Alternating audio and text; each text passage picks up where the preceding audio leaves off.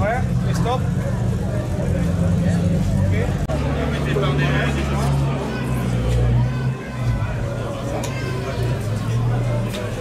Mignon.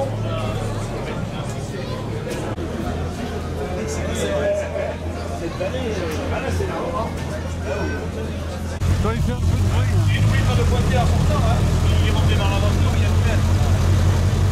On va être obligé de redescendre, hein. Regarde la cabane.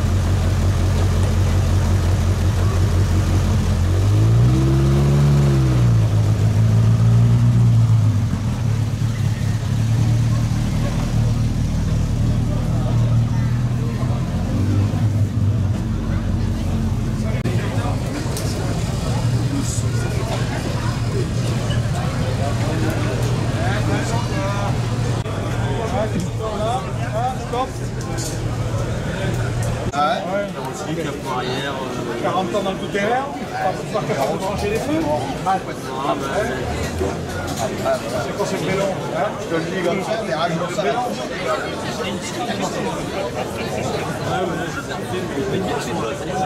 Pas bien la mort. Il n'y a rien à changer. Ah non, vous avez besoin d'autre chose. Merci, on verra. Amusez-vous bien. Merci.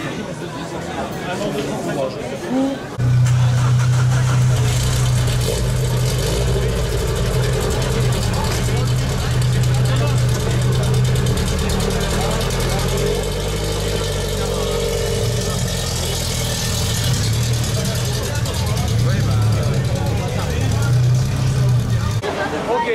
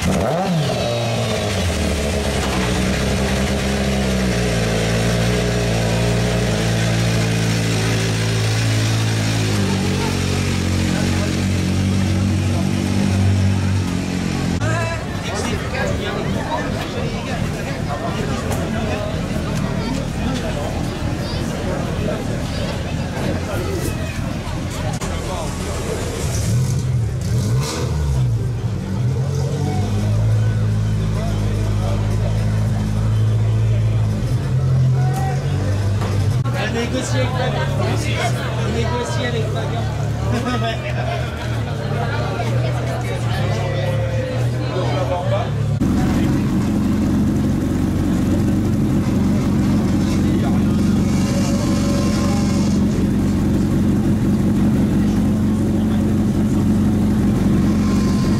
En ce qui me concerne. Donc là, les voitures qui sont au nombre de 112 engagées, puisqu'il y a 3 suppléants, hein, c'est-à-dire qu'on a eu une défection avant-hier, donc il y a éventuellement un premier suppléant qui va partir. Après, espérons que les 2 autres seront également sur la liste de départ tout à l'heure. Là, les voitures passent les vérifications techniques. Ils sont passés auparavant, donc là-bas au collège, eh bien, les vérifications administratives qui concernent à la visite des permis de conduire, des licences, et évidemment de tout ce qui concerne la régularisation des papiers de chaque équipage. Merci à vous, ça marche très bien. Voilà, il suffisait d'avoir le matos. Bon, je suis désolé pour la personne qui, on l'a un peu bousculé, mais il nous vient en dépannage, il a été prévenu cette nuit. Voilà, hein, je le remercie d'être présent. C'est quelle société? Dites-nous, présentez-vous. Stainlight. Voilà, ils sont de Dreux. Bon, merci au président organisateur avec monsieur Lefrançois qui a pallié un petit peu cet oubli. Voilà, bon, je continue par rapport à cette course. Donc, vérification administrative, c'est fait. Là, les pilotes arrivent avec leur véhicule pour contrôle, évidemment, de sécurité des autos. Hein, c'est-à-dire que les contrôleurs techniques de la Fédération française du sport automobile dépêchés sur cet endroit pour la dernière course de l'année, eh bien, vérifient évidemment les éléments sécuritaires. Ça va évidemment des systèmes de freinage, ainsi que les extincteurs, la validité évidemment de chaque chose de sécurité. Il regarde évidemment toutes les choses qui concernent ces voitures de façon à être admis au départ. Vérification obligatoire par l'ensemble des commissaires techniques présents ici pour vérifier les autos. Maintenant, on va parler un petit peu de ces voitures qui sont là. Pour la plupart, comme vous pouvez le constater, eh bien, vous avez des numéros à 2 chiffres. Hein. Les numéros 1 à 199 sont les véhicules de championnat de France. Au nombre de 42 inscrits sur ce championnat, dernière épreuve de l'année. Et les nombres de 201 à 299 sont les véhicules de challenge. 2 roues motrices, objet d'un championnat, pilote et navigateur. Ensuite, les numéros 300 sont les véhicules de trophée, véhicules 4x4, avec évidemment des groupes et des classes, dont je vous parlerai un petit peu plus tard. Ce sont les numéros de 301 à 399. Et ensuite, les numéros 400, eh bien, sont les véhicules du challenge SSV, pilote et navigateur également, sont ces nouvelles voitures. SSV, donc d'origine maintenant, qui a été un petit peu réglementée ces 2 dernières années, de façon à ne pas avoir trop de courses à l'armement. Les véhicules qui sont là donc sont des véhicules de challenge et de championnat, puisque vous avez vu, il y a un numéro 185, c'est un véhicule de championnat de France, puisque ça va jusqu'à 199. Divisé en 3 classes.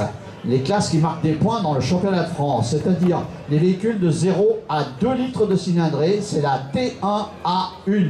La A2, T1, A2 sont les véhicules de 2 litres à 3 litres de cylindrée et les 3 litres à 3 litres 6 cylindrée maximum. Après, on a le droit de courir une cylindrée au-delà de 3 litres 6, sinon on ne marque pas de points dans le championnat, c'est la classe 4.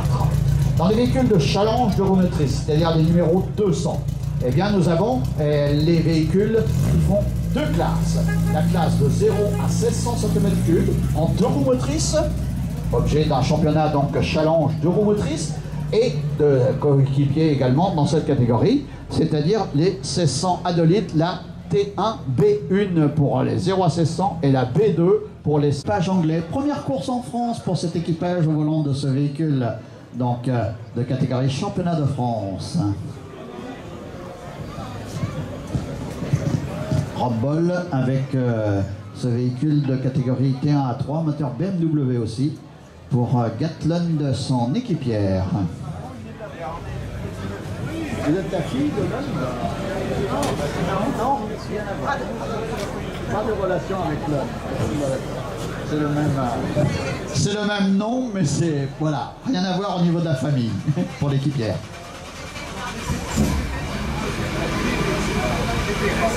Elle est venue 2 fois ici, à Plaine des Mailles en 2019, elle a terminé 67e, 17e de groupe et 13e de classe. Cette année, elle a participé au rallye d'Unzemarès, 63e de général, 33e de groupe, 8e de classe. Il est 81e avec 10 points dans le championnat et son équipier à ses côtés également 10 points, 83e pour cet équipage au volant de ce rivet numéro 152. Il a également participé l'année dernière ici, 42e de strat, 18e de groupe, 7e de classe. Actuellement aux vérifications techniques. J'approche pas parce que ça va l'arsener. Et si vous voulez venir me voir, ça sera avec grand plaisir. Voilà. Avec tout ce qui s'est passé cette année, on est heureux d'être là. Ouais. C'était De mise au point. beaucoup de mise au point, beaucoup de temps qui prend énormément sur la vie familiale, etc. On est vraiment heureux et on espère aller au bout. Voilà. Il y a du bonheur dans les yeux avec l'espoir de pouvoir faire un bon week-end de plaisir partagé avec ton pilote. C'est ça, mon meilleur ami. Donc rêve d'enfant, encore une fois, rêve de gosse. On réalise une deuxième fois, une deuxième pleine évalée. Et en espérant qu'on ait aussi autant de chance que l'année dernière. Ah, c'est important de pouvoir réaliser ses rêves. Hein? Quand on voit beaucoup de gens qui sont contre tout maintenant, mais laissons les gens vivre. La vie est courte. Tu as bien raison. Voilà, hein? Chacun son truc, chacun ses rêves et ses façons de les accomplir. Merci à vous d'être là. Les concurrents, à 400 km autour, ben, ils sont rendus chez nous. Donc voilà, et puis je crois que c'est la. Et puis en plus, on a un rallye qui est pas difficile, enfin voilà. Il y a en général pas de blocage parce que c'est. Voilà. Et puis voilà. Et puis c'est la fin des vacances. Et il y en a qui viennent passer une semaine de vacances aussi à Royan. Voilà, c'est tout, c'est pas. Quand en profitent pour venir passer une semaine de vacances en famille. Puis bon, on s'aperçoit que cette année, vu les 2 années de frustration précédentes avec le Covid, les pilotes et navigateurs étaient en mal, évidemment, de courir, et qu'on a eu des records un petit peu partout. Hein. Oui, nous, c'est pas un record, parce qu'en 2019, on avait eu 142 partants. Et cette année, 141. Bon, c'est pareil. Plaisir, bonheur partagé. Non, non, mais on signe pour recommencer la même chose. Hein. Sûr, hein, faut pas changer quelque chose qui marche. Merci mon ami. De toute façon, on voit partout, toute l'année, il y a eu une dizaine de concurrents supplémentaires à tous les rallyes. Donc il n'y a pas de raison. Pas de raison. Allez, bon week-end à Plaine.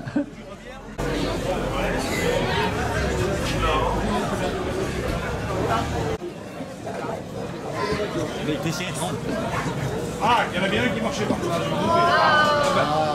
Demain, il Il y va a avoir l'ours.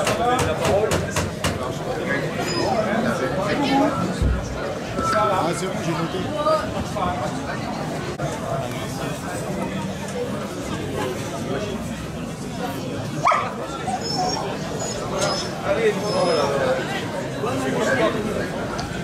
Il y a un mois, il faisait une belle course, mais bon, la mécanique en avait décidé autrement.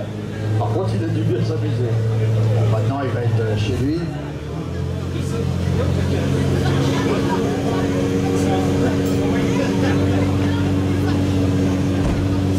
Alexandre qui court depuis 2007, a participé à son dernier Bénévalé en 2019, Pierre Roscoe, deuxième de groupe.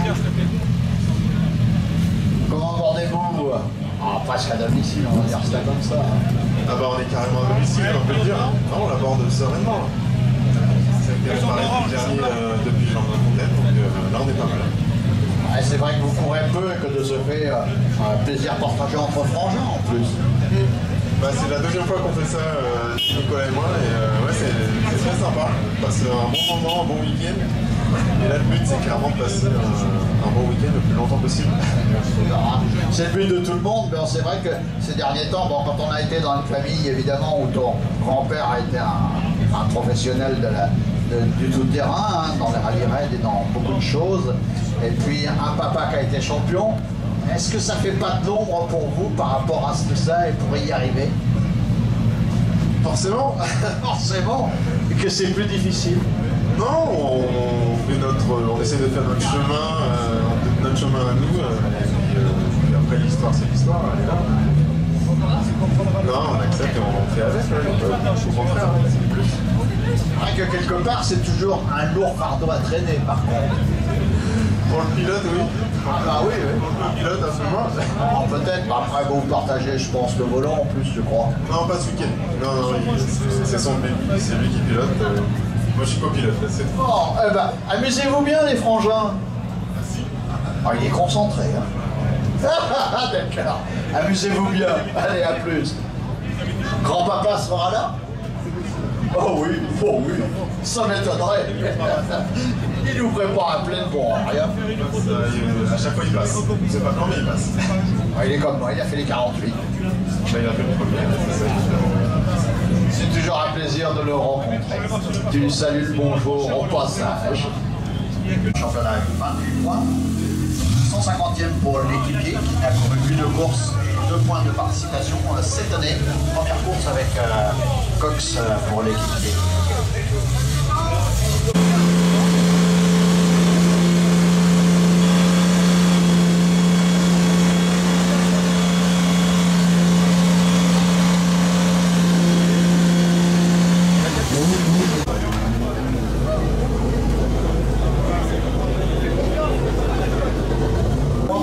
Et s'il y avait un moteur de réserve. La fin.